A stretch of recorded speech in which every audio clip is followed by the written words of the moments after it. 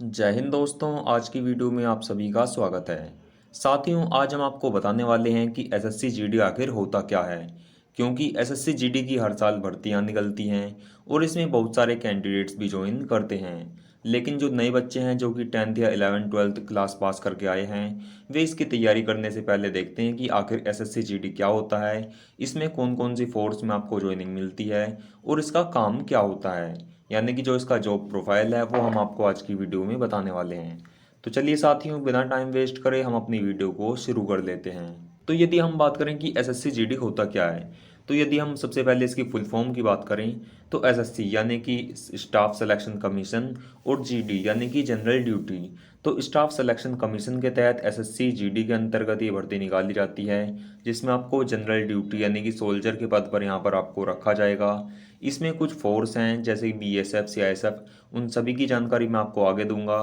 तो इन सभी के अंदर आपको इसमें भर्ती किया जाता है। इसमें ये जो फोर्स है ये आपकी होम मिनिस्ट्री के अंतर्गत रहने वाली है, यानी कि गृह मंत्रालय के अंतर्गत ही भर्ती आपकी निकाली जाती है। इसमें सबसे पहले आपको फॉर्म फिल करना होता है, उसके बाद आपका एग्ज़ाम होता है, एग्ज़ाम के बाद आपका फिजिकल और सबसे लास्ट में आपका मेडिकल इसमें होता है। तो ये सभी प्रोसेस होने के बाद आपको इसमें ज्वाइनिंग मिल जाती है।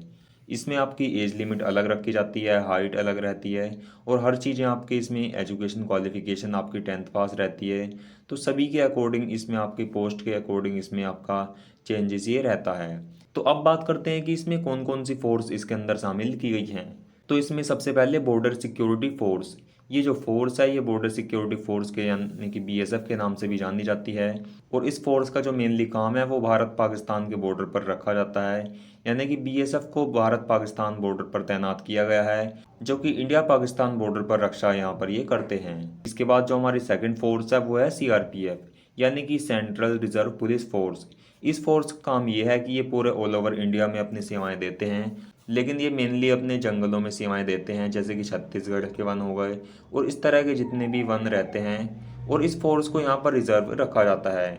यदि कहीं भी कोई भी दंगे फसाद होते हैं तो वहाँ पर सीआरपीएफ का यूज़ किया जाता है। और वैसे मेनली इस फोर्स को छत्तीसगढ़ में यहाँ पर तैनात किया जाता है।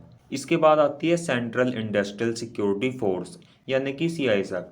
जैसे कि इसके नाम से ही पता लग रहा है ये एक इंडस्ट्रियल फोर्स है, यानी कि जितनी भी इंडस्ट्रीज होती हैं, जितने भी रेलवे स्टेशन होते हैं, जितने भी एयरपोर्ट्स होते हैं और जितने भी सरकारी कार्यालय होते हैं, उन सभी पर सीआईएसएफ को यहाँ पर तैनात किया जाता है।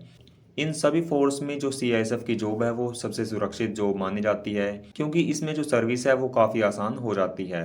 इसके बाद हमारी नेक्स्ट आती है वो है आईटीबीपी, यानी कि इंडो तिब्बतन बॉर्डर पुलिस।